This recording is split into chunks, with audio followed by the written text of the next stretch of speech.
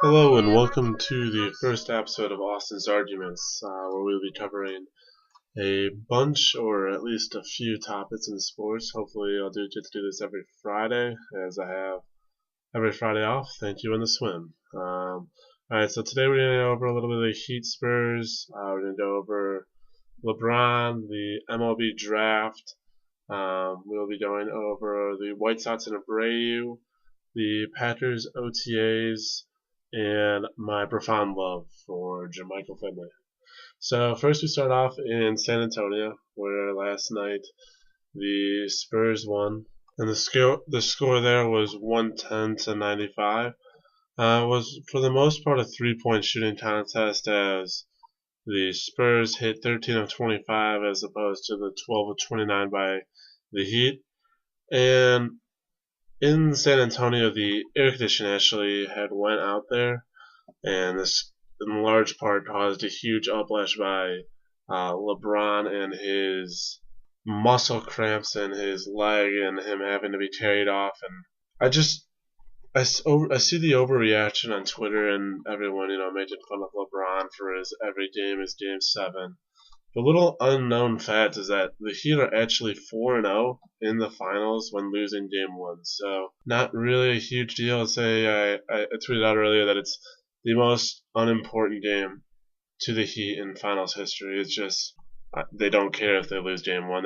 They have four of the best players in the league, and LeBron is definitely by far the best, and so it's really hard to just put that one, especially with the whole team just collapsing.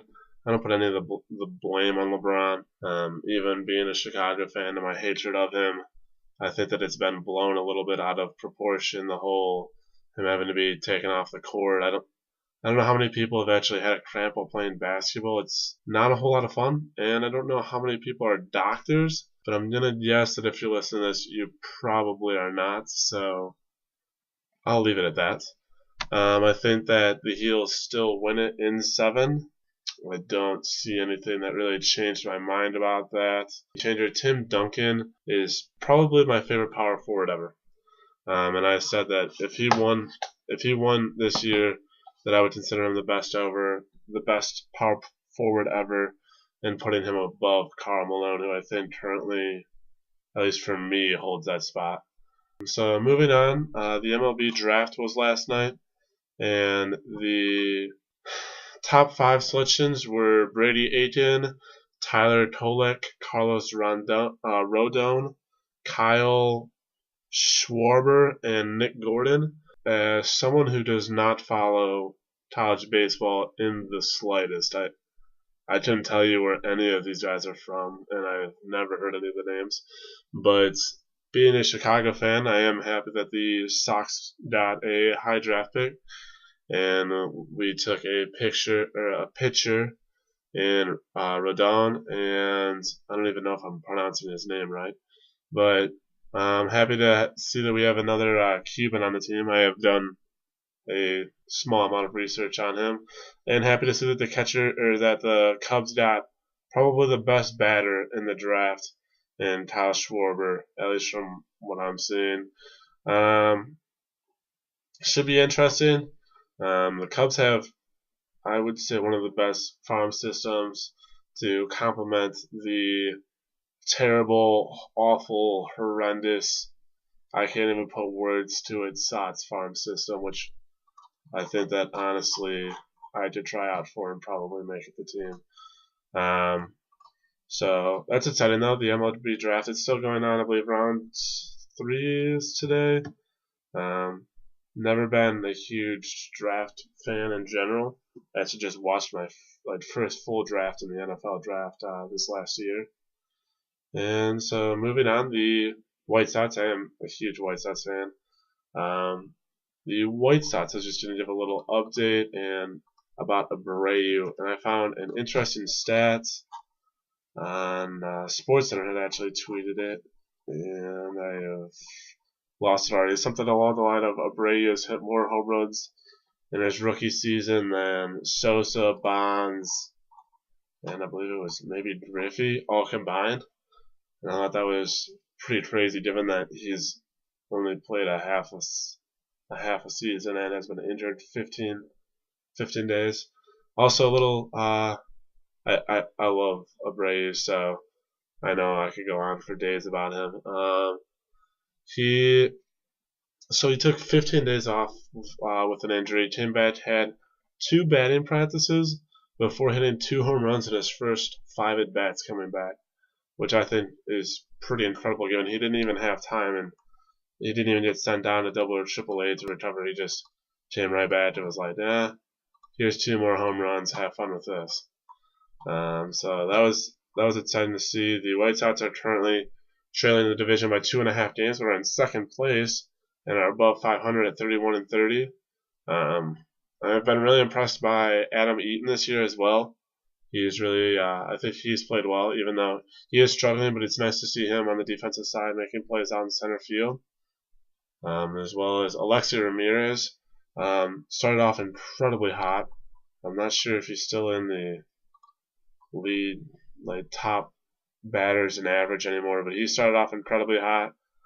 He has played well as I think that Jordan Beckham, and I think that this is Jordan Beckham's year where, we put hype into how much he's like progressing every year, and this is kind of the year where it's like, show me what you got, let's get going. We need some talent desperately. If you had told me right now that the White Sox would be 31-30 at the beginning of June, I would have absolutely called you crazy, because it doesn't add up. I mean, they're pitching. They have Chris Sale followed by 4 guys that they have Danks and they have Noesi, but just a bunch of not stars, and especially for the teams being talented, especially when you have Detroit in your division, it's pitching is a key. So it's definitely a good surprise. Something that started this week is the Packers OTAs. Moving on to that, we have the Packers coming back, as well as just about every other team in the NFL, I believe, has started their OTAs. A huge talk was made of Johnny Manziel and his partying with Rob Gronkowski, and I can't buy into the hype. That right there is the news media trying to make a story out of nothing. And I don't know about anyone else, but I'm assuming that it's not all that unprevalent to go on vacations. So I don't consider that a huge threat. I think that people are just buying into it more because of Johnny and what happened with him in college and his high profile. I don't think that this will actually affect him, and I do think that he will be starting game 1 for the Browns. I don't think they're going to say that it's a quarterback competition, but I mean he's basically battling Ryan Leaf out there for a spot.